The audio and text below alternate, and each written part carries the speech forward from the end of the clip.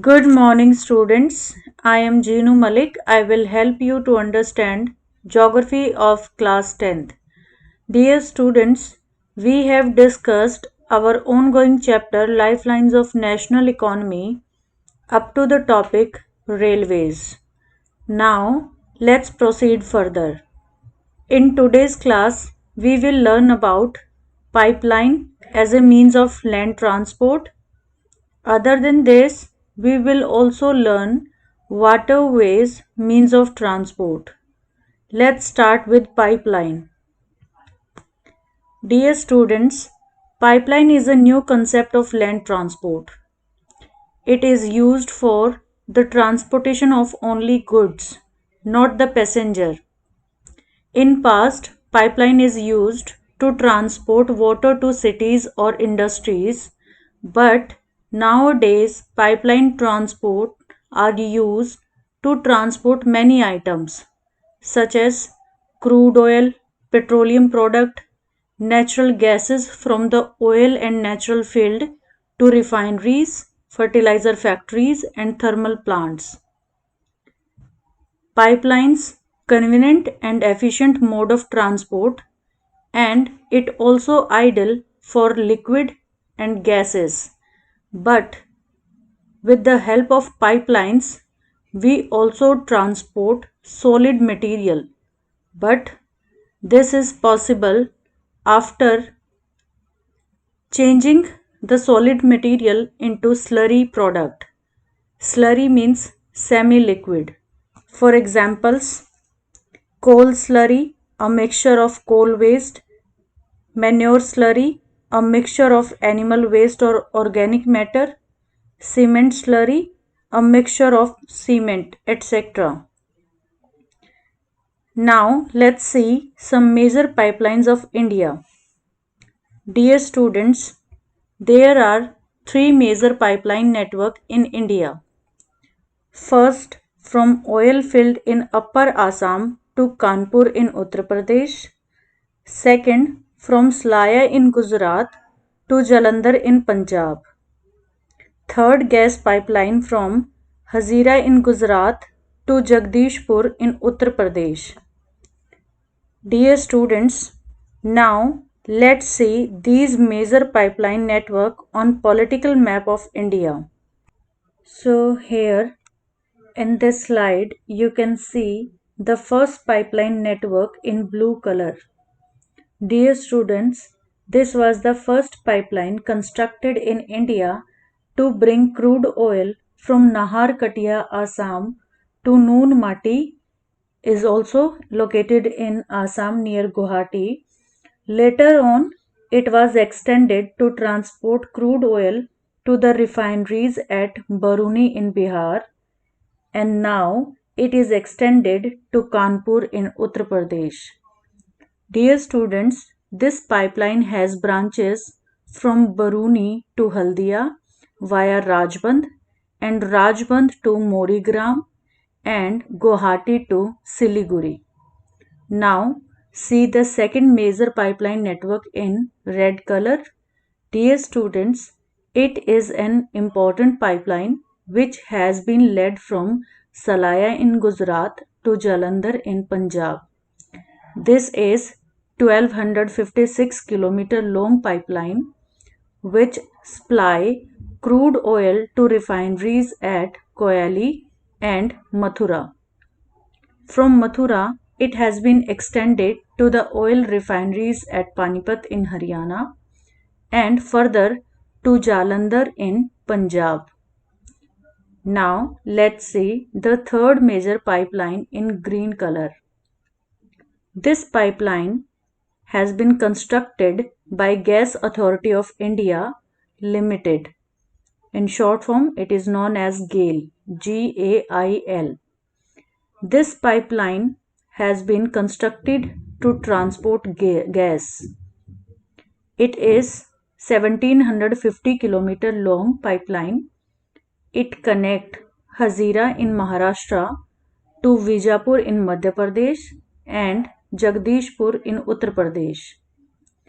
This pipeline has branches to Kota in Rajasthan, Shahjahanpur in UP, Babrala in also in UP, and some other places in UP.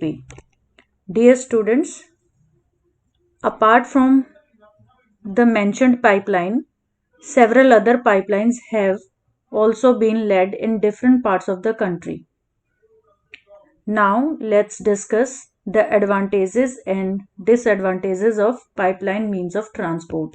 Positive aspects of pipelines. Pipelines are ideally suited to transport the liquids and gases. Pipelines can be laid through difficult terrain as well as underwater. Pipelines involves very low energy consumption and also needs very little maintenance. Pipelines are safe, accident free, and environmental friendly.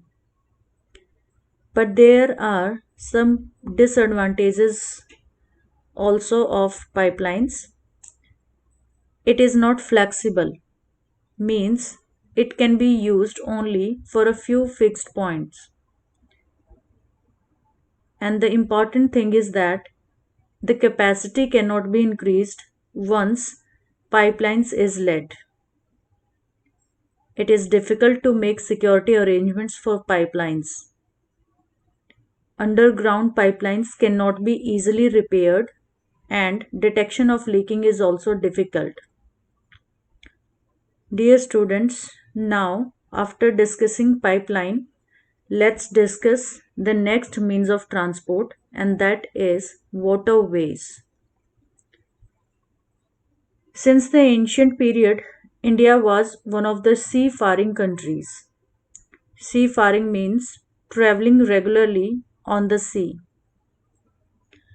So we can say that Indian seamen sailed far and near, carrying and spreading Indian commerce and culture.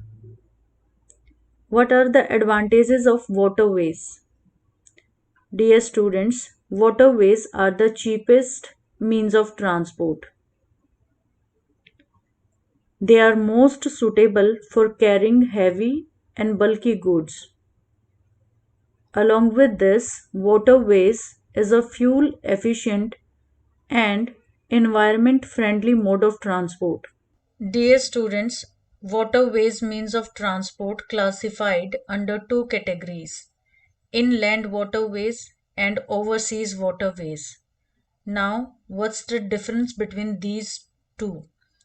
Inland waterways exist in the form of rivers, canals, backwater, creeks, etc. Inland waterways used for transportation of goods and passenger from one place to another place inside a mass of land, whereas overseas waterway is a form of waterway used to transport goods and passengers from one landmass to another from the oceans and the seas. Now let's discuss inland waterways of India.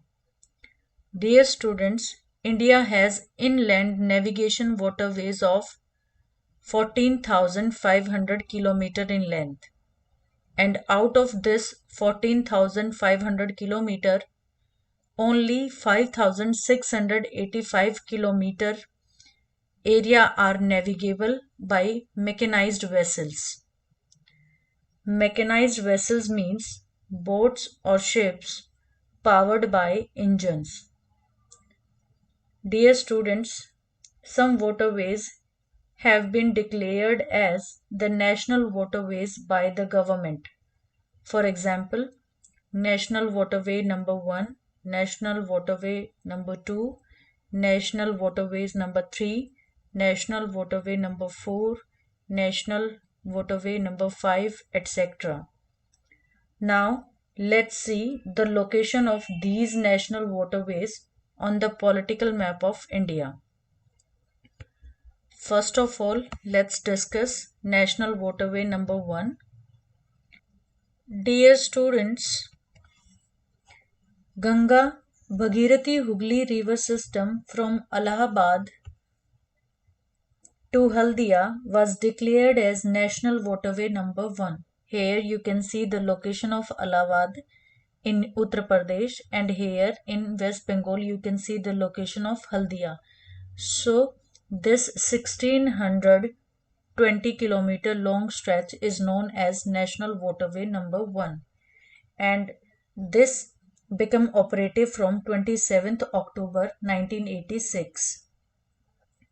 Now the second National Waterway Number 2, the river Brahmaputra, having a length of 891 km between the Bangladesh border and Sadia, and this stretch declared as National Waterway Number 2 on 1st September 1988. Here you can see the location of Sadia to Dubri. So this is totally 891 kilometer long stretch. Now see the location of National Waterway Number 3. Dear student, this stretch is known as West Coast Canal, started from Kottapuram to Kollam. So here is the Kottapuram and here is the location of Kollam.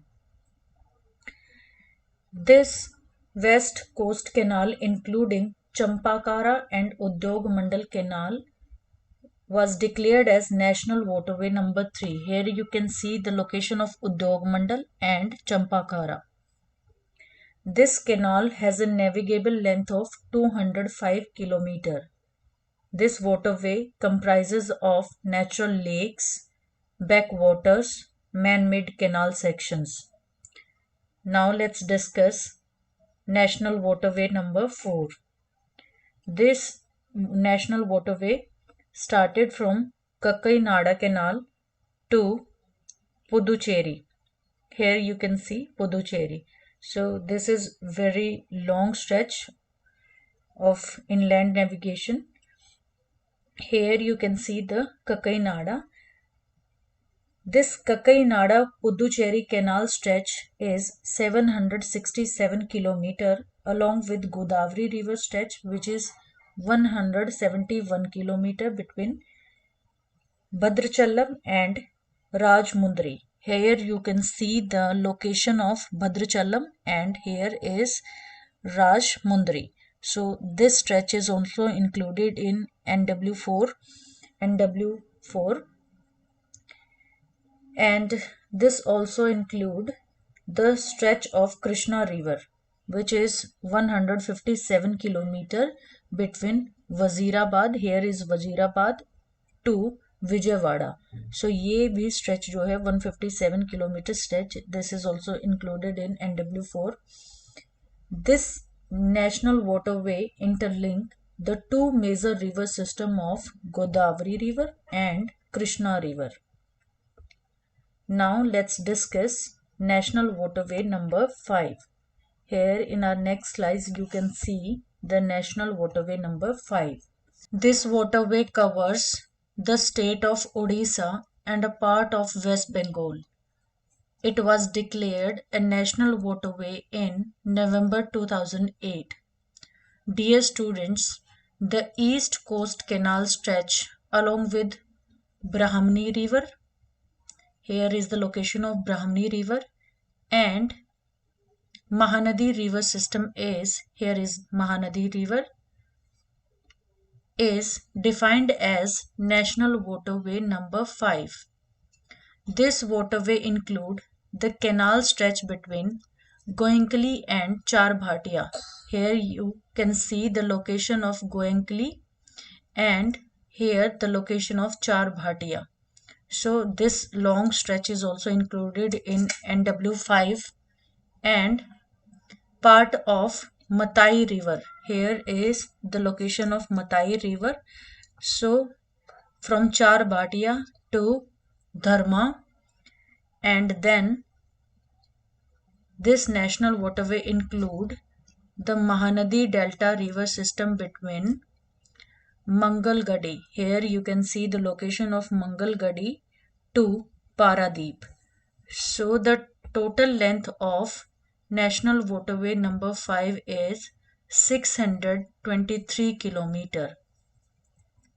Dear students, There are some other inland waterways on which substantially transportation take place.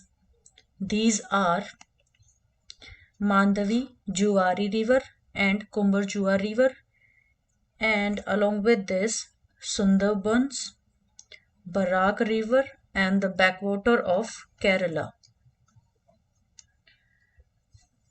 Now let's see a map of national waterways. You can see the overview of national waterway of India. National waterway number 1, 2, 3, 4 and 5, जिनको अभी अभी हमने detail में discuss किया. Apart from these waterways, India's trade with foreign countries is carried from the ports located along the coast. Even 95% of the country's trade volume is moved by sea. Now let's see some information about the major seaports. First of all, we must know what is harbor and port.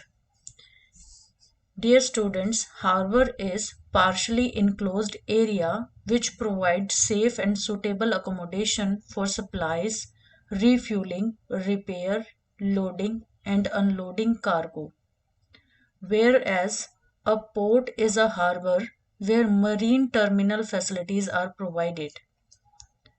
In other words, we can say that a port is a place which regularly provide accommodation for the transfer of cargo and passengers to and from the ships.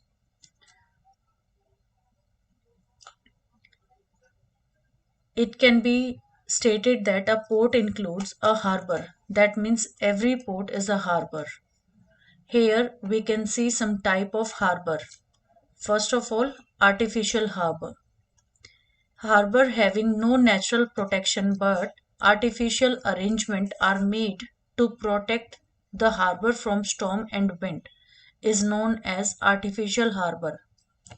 In our next slide, we can see the semi-natural harbor. Same as the natural, but harbor needs some artificial and man-made construction. यहाँ पे आप देख सकते हैं कि यहाँ पर कुछ जो है वो नेचुरल तरीके से हार्बर की लोकेशन है और कुछ जो है वो मैन मेड बनाई गई है. Same here. Now the next type is natural harbour. A harbor is a place where ships, boats, barrages can seek shelter from the stormy weather. यहाँ पे आप देखिए कि नेचुरल तरीके से ये पूरा वाटर जो है surrounded by land mass from three sided. So this is natural harbor. Dear students, now let's see major seaports of India. India has a long coastline of 7,516.6 km. On this long coastline, India is dotted with 12 major and 200 minor or intermediate ports. These major ports handle 95% of India's foreign trade. Now let's see the location of 12 major seaports of India on our political map of India. Here is the first major port of India, Kandla. This is the location of Kandla, situated in Kutch, Gujarat. This was the first port developed soon after independence to ease the volume of trade on the Mumbai port. Because the wake of loss of Karachi port to Pakistan after the partition, it helps to decongest the Mumbai port. Dear students, Kandla port is also known as Deen Dayal port. It is a tidal port and it caters to the convenient handling of export and import of highly productive granary and industrial belt stretching across the state of Jammu Kashmir, Himachal Pradesh, Punjab, Haryana, Rajasthan, and Gujarat. Now, the second major seaport of India is Mumbai. Mumbai is the biggest port with a spacious, natural, and well sheltered harbour. This is the location of Mumbai seaport. Third major seaport is Jawaharlal Nehru Seaport. This port was planned with a view to decongest the Mumbai port. It also served as a hub port for this reason. For Maharashtra, Gujarat, Madhya Pradesh, this served as a hub port. Now, the fourth major seaport, Marmagaon, situated in Goa. This is the premier iron ore exporting port of the country. This port accounts for about 50% of India's iron ore export. Now, the fifth major seaport, Mangalore or New Mangalore Port. This is located in Karnataka. Here, this New Mangalore Port caters to the export of iron ore concentrate from Kudremukh mines. Now, the next is extreme southwestern port known as Kochi Port. Dear students, this port is located at the entrance of a lagoon with a natural harbour. Moving along the east coast, here you can see the extreme southeastern port of Tuticorin situated in Tamil Nadu. Here is the location of Tuticorin port. This port has a natural harbour and also rich hinterland. Hinterland means this port get the goods from the Tamil Nadu, Kerala, Andhra, etc. It has a flourishing trade, handling of a large variety of cargoes to the neighboring countries like Sri Lanka, Maldives, etc. Now the next port is port number 8, Chennai Port. Chennai Port. Chennai is one of the oldest artificial port of the country. It is ranked next to the Mumbai in terms of volume of trade and cargo. Here you can see the location of Chennai Seaport. Now the next number 9 major seaport, Vishakhapatnam. This is the deepest landlocked and well protected port. This port was originally conceived as an outlet for iron ore export. Next, number 10, Paradip Port, located in Odisha and specialize in the export of iron ore. Next, number 11, Kolkata Port, situated in West Bengal. Kolkata is an inland riverian port, serve a very large and rich hinterland of Ganga Brahmaputra basin. Means Uttar Pradesh, Bihar, Jharkhand, West Bengal, and northeastern states or Sikkim act as hinterland for Kolkata Port. Kolkata Port, being a tidal port, it requires constant dragging of Hooghly. Dragging means clear the bed of the rivers by scooping out the mud or weeds. Last major seaport of India, Haldia. Haldia Port, also situated in West Bengal. Haldia Port was developed as a subsidiary port in order to relieve growing pressure on the Kolkata port. So, dear students, These are the 12 major seaports of India. With this topic, I'm going to sum up my today's class. Rest part of this lesson will be discussed in our coming class. Till then, be safe, stay at your home, do hard work, be sincere and responsible. Thank you.